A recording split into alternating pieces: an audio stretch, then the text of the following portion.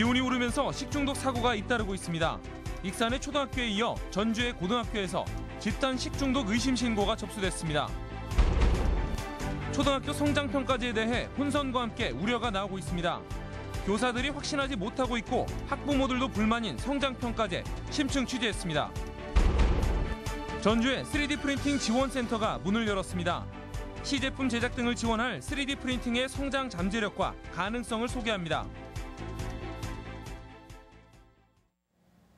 여러분 안녕하십니까? 전주 MBC 뉴스투데이입니다. 네, 연일 쾌청한 날씨가 이어지고 있는데요. 오늘은 이 시각 전주 시내 상황부터 보겠습니다. 네, 평소와 다름없이 교통 흐름 좋습니다. 햇빛이 좋아서 상쾌하게 출근길 맞이할 수 있겠는데요. 낮에는 덥겠습니다.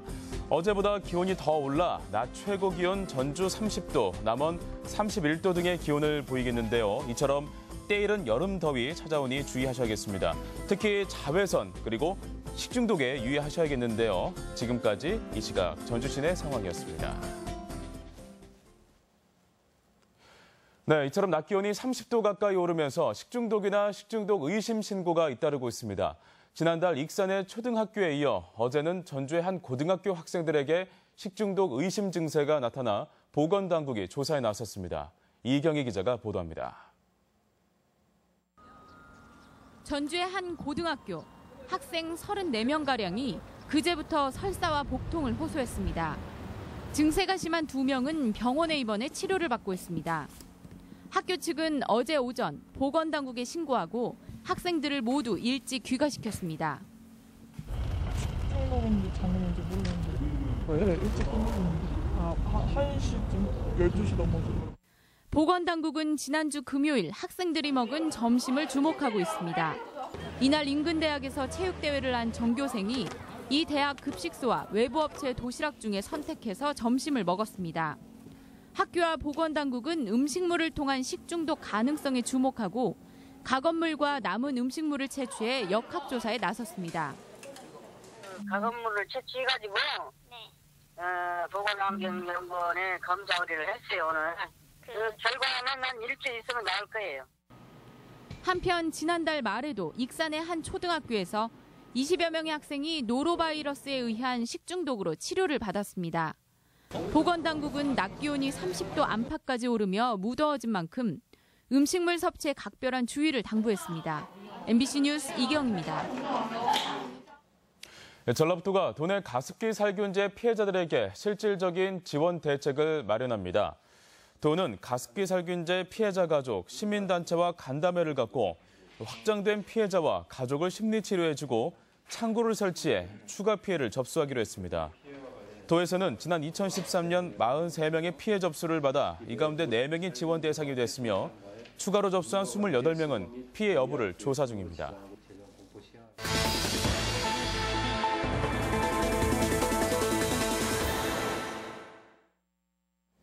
네, 초등학교 교실에서 중간고사와 기말고사가 사라졌습니다.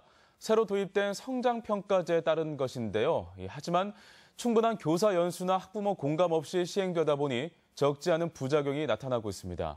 정진호 기자가 집중 취재했습니다. 전주의 한 초등학교. 예년 같으면 중간고사 시기이지만 이 학교에서는 몇 년째 중간과 기말고사를 치르지 않고 있습니다. 3학년 학생들이 교사와 함께 공부하고 있는 인쇄물은 북유럽의 수학 교과서. 교사가 자율성 있게 가르치고 평가하기 때문에 교과 과정도 재구성하고 부교재도 따로 마련해서 쓰고 있는 겁니다. 그러니까 예전 평가는 단순 암기를 확인하고 지식을 아느냐 모르느냐를 파악하는 거였다면 성장평가제는 힘이 있느냐를 물어보는 거죠. 문제를 해결할 수 있는 힘이 있는지. 학생들이 흥미 있게 스스로 공부할 수 있는 역량을 기르도록 하는 게 초등성장평가제의 목표입니다. 교육과정 구성권이라든가 평가권이라든가 좀 수업권 이런 것들이 하나로 이제 선생님이 함께 모아서 좀 더 깊이 들여다보는 계기가 되는 거겠죠. 하지만 혁신학교 같은 일부에서 도입했던 수업과 평가 방식이 올해 도내 전체 초등학교로 확산되면서 적지 않은 혼선이 일고 있습니다. 교사들에게는 해야 할 일이 무척 늘었고 무엇보다 평가의 공정성과 객관성을 높일 수 있는 기준이나 방향에 대해 교사 스스로가 확신하지 못하고 있습니다. 지난해 12월 갑자기 제도 도입이 결정되면서 충분한 연수가 이루어지지 못했기 때문입니다. 구체적인 그런 어떤 모델을 만들어서 이렇게 보급해주는 그런 연구들이 이루어졌으면 학교 현장에서 그런 것들을 도움을 받을 수 있지 않을까. 심지어 단원평가나 수행평가 같은 시험이 늘어나면서 학생들의 긴장도가 오히려 높아졌다는 불만도 나오는 상황. 학부모들에 대한 설명이나 이해를 구하려는 노력도 부족했습니다. 단원평가 자체를 시험으로 엄마들이 오해하고 착각하고 있어요. 그래서 모든 교육 정책이 성공하려면 학부모 정책이 성공해야 되거든요. 거기에 대해서는 계속 좀 무시하고 있다면 충분한 시간을 가지고 세밀하게 정책을 추진했어야 한다는 지적이 나올 수밖에 없는 대목입니다. 충분히 준비를 한 후에 이런 것들을 실시를 하는 것이 교육 정책으로서 바른 방향이고 또 학부모에 대한 신뢰도를 얻는 방향입니다. 학생들의 시험 부담을 줄이고 줄 세우기식 결과 평가가 아니라 과정 중심의 문제 해결 능력을 길러주기 위해 도입했다는 초등 성장 평가제가 너무 서두른 것은 아닌지 보완 대책이 시급해 보입니다. MBC 뉴스 정진호입니다. 남원시가 장애인 폭행이 일어난 중증 장애인 시설에 대해 행정조치와 함께 전원 절차에 들어갔습니다. 남원시는 시설을 옮기겠다고 밝힌 8명 중 2명을 전원 조치했으며 재판 결과에 따라 시설장 교체나 폐쇄도 가능하다고 밝혔습니다. 한편 남원의 한 중증 장애인 시설에서 사회복지사들이 23명의 장애인을 폭행해 2명이 구속되고 15명이 불구속 입건됐습니다. 전통적인 제조 방식을 획기적으로 바꾼 3차원 3D 프린팅 센터가 전주에 문을 열었습니다. 시제품을 제작하는 기업에게 비용과 시간을 획기적으로 줄여줄 것으로 기대됩니다. 고차원 기자가 보도합니다. 실물 절반 크기의 닭종이 인형을 하나 만들려면 보통 4개월 정도가 걸립니다. 대부분 뼈대 부분을 닭종이로 일일이 만드는데 시간이 많이 걸리기 때문입니다. 하지만 닭종이 인형의 뼈대를 3D 프린터로 제작하면 인형 제작 기간을 2주로 단축할 수 있습니다. 현재로도 체험이나 이런 키트 상품으로는 충분히 좋다고 저희들이 만족할 단계까지 와 있는 걸 느낄 수 있습니다. 전주에 자리 잡은 3D 프린팅 센터는 기업 인력 교육과 시제품 제작 지원 기능을 수행하게 됩니다. 중소기업들은 대량 생산 전에 시제품을 만드는 것도 큰 부담인데 3D 프린터가 이 문제를 말끔히 해결할 수 있습니다. 충분히 모형으로 제작을 해서 금형 제작 전 단계에서 문제점들을 확인하고 다시 한번 수정 작업을 거쳐서 30여 대의 3차원 프린터와 주변 장비를 갖춘 전주센터는 전통문화 상품과 탄소 관련 제품 쪽을 집중적으로 지원할 계획입니다. 전통 산업 구조를 바꿀 것으로 기대되는 3D 프린터가 전주에 신성장 산업의 씨앗을 뿌릴 수 있을지 주목됩니다. MBC 뉴스 고차원입니다. 기획재정부의 예타 대상에 포함된 익산의 융복합 첨단 소재 육성 산업이 대구의 바이오 섬유 융합 소재 산업과 공동 기술 개발을 모색합니다. 한국산업단지공단 익산지사는 에코섬유 등 익산 융복합 첨단 소재 클러스터 회장단이 대구의 바이오 섬유 융합 소재 업주들과 교류를 통해 상호 연계와 협력을 강화하기로 했다고 밝혔습니다. 이에 따라 익산 융복합 소재 산업의 신기술 창출 기반이 마련돼 국비 지원으로 이어질지 주목됩니다. 전북대가 추진한 LED 농생명 융합기술 사업이 실효를 거두지 못하고 있습니다.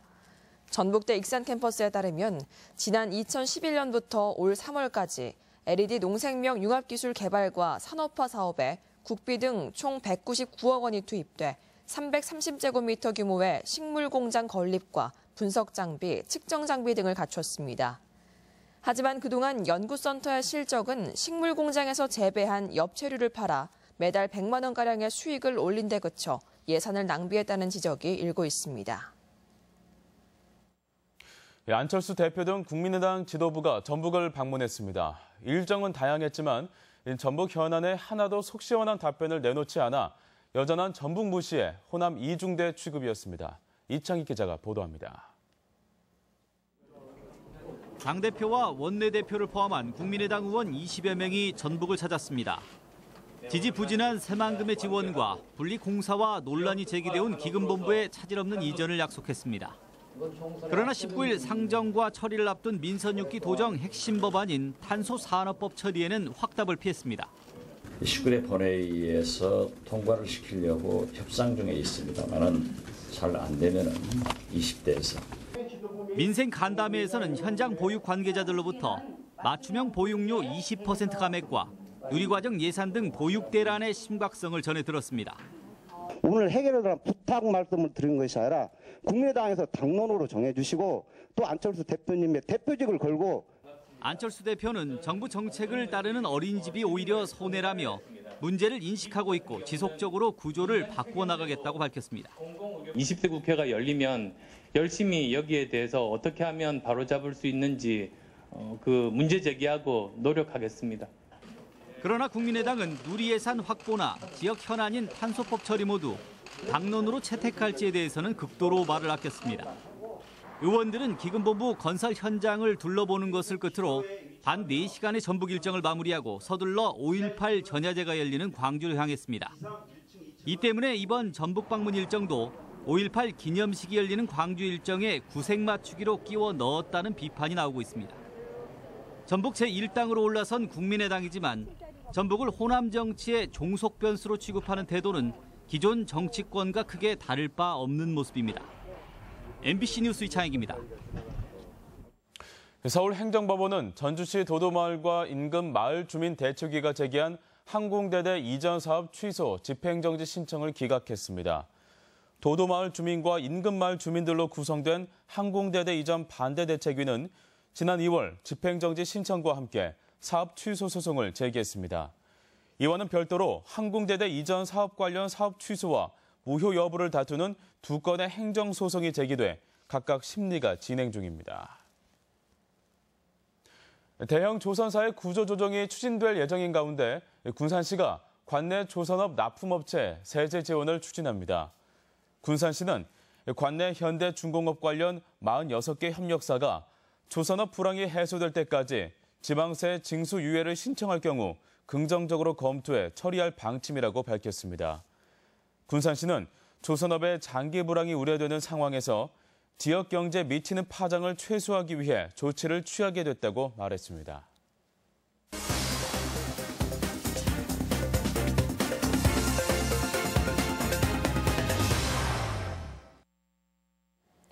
익산시가 70억 원이 투입된 여산면 소재지 종합정비 사업을 마무리했습니다. 진안군은 군민들의 건강 증진과 지역경제 활성화를 위해 스포츠 인프라 확충에 나섰습니다. 그 밖에 시군 소식 이흥래 기자가 보도합니다.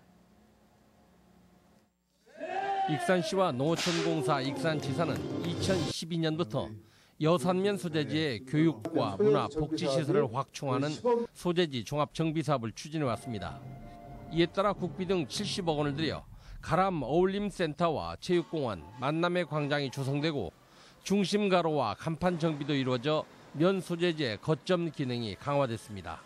지역 주민의 삶의 질이 크게 향상될 것을 기대하며 주민들이 시설물을 잘 활용할 수 있도록 지속적인 관심을 갖겠습니다. 진안군은 생활체육 활성화를 위해 게이트볼 구장과 야외 운동시설을 읍면에 설치하고 체련공원 시설을 보수하는 등 스포츠 인프라 확충을 추진해왔습니다. 또한 2018년 전국체전 역도 종목 경기 개최에 대비해 역도 연습장을 내년 착공해 전국대회 개최와 전지훈련팀 유치를 통한 지역경제 활성화도 추진할 계획입니다. 군민의 건강 증진과 전지훈련팀 유치를 통한 지역경제를 활성화시키는 일석이조의 효과가 있습니다. 장수군이 신기술 보급 사업으로 클로레라를 활용한 고품질 원예작물 생산 시범 사업을 추진합니다.